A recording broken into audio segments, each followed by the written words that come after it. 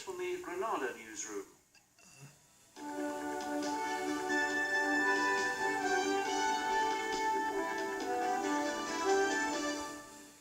Good evening. Youngsters in the northwest are leading tougher lives than their contemporaries in other parts of Britain. That's the disturbing conclusion of a report from the National Children's Home.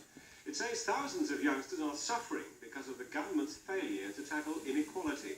Tim Wyatt reports. This is Crowthorne School, run by the National Children's Home, high on the moors above Bolton.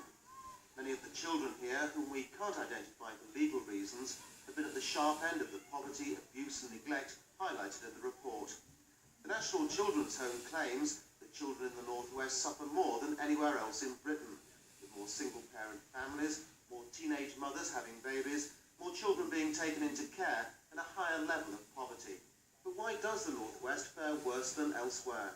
One of the problems for the northwest is we were a large industrial area, and some of that industry has gone.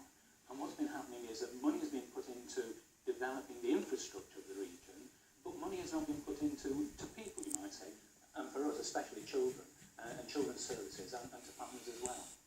On Manchester's Waterloo Road estate, one of the worst pockets of poverty in Greater Manchester, 3 out of 4 people are out of work and on benefit. Most families are single-parent families. What the social give us, that just does us for our bills and our food. We haven't got money to take them swimming, take them to parks or anything. Can't afford to take them nowhere, so the kids are just roaming the streets, getting into mischief, smashing the houses up because they've got nothing better to do. Not everyone agrees with the report, however.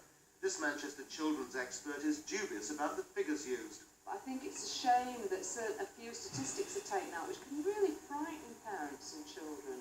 Statistics are a dangerous thing unless they're related to a clear view of what that means in actuality.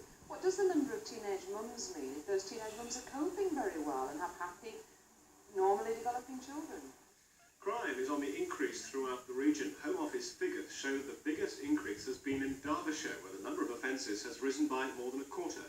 The force has been refused a certificate of efficiency because of its poor record and facilities. Neil Henderson reports. These latest figures cover the 12 months up to March of this year. They show big rises in the number of offences across the whole of the northwest. But the biggest increase in the region has been in Derbyshire. The county's police force has this week become the first in the country to have its efficiency certificate withheld under the Police Act. Crime in Derbyshire rose by over 25%, in Cheshire 23%, and 3 other forces recorded rises of over 15%. At the lower end of the table is Greater Manchester Police and Merseyside. Senior officers say they can only achieve success against crime with the help of the public. We are only one agency. We do need cooperation at all levels in tackling the problem. Home Office officials say the increases were not unexpected, and ministers are stressing that violent crime accounts for only a small percentage of today's figures. 140 jobs are to go at 2 hotpoint factories in North Wales. The 2,000 workers at the factories at Withen and Llandudno will be on short-time working next month. The company blames the cuts on a weak market for dishwashers and washing machines. Union leaders are seeking legal advice to try to recover £2 million missing from the pension fund of a group which owns a factory in Burnley. The group, Belling Cookers, went into receivership last month.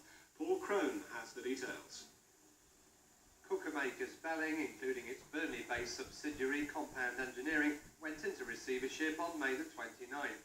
Over 250 job losses were announced at Burnley, and now the workforce has been told £2 million is missing from the Belling pension fund.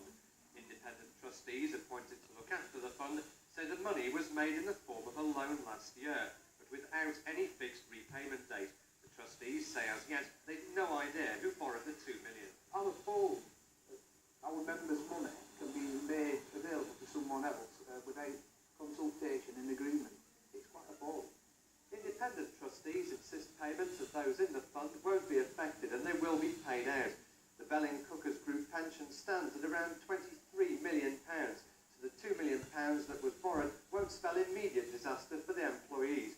One source said this is not a Robert Maxwell type situation. One piece of good news today is that a firm takeover offer has been received for the Lancashire factory. Contracts have been drawn up and further developments are expected within the next few days. It's believed up to 75 people could be re-employed at the site. Alison Holford has claimed saying that adultery and divorce influence promotion in the police service. Miss Holford told the tribunal hearing her complaint of sex discrimination that the service is known to be fairly promiscuous. The Peak District National Park Authority has warned tourists to take extra care to prevent accidental fires. The authority says the current hot spell has increased danger. Last month, a helicopter was called in to drop water bombs on a fire which swept across Bleaklow Moor near Glossop. The risk is particularly high in the northern stretches of the park around Kinder Scout, a big attraction for walkers and sightseers.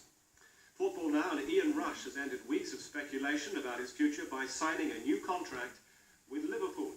Rush is believed to have negotiated a deal worth about £1 million over 3 years. He has been linked recently with Everton and Blackburn Rovers. And that's all from us for now. Granada News is back 5 to 10 tomorrow morning.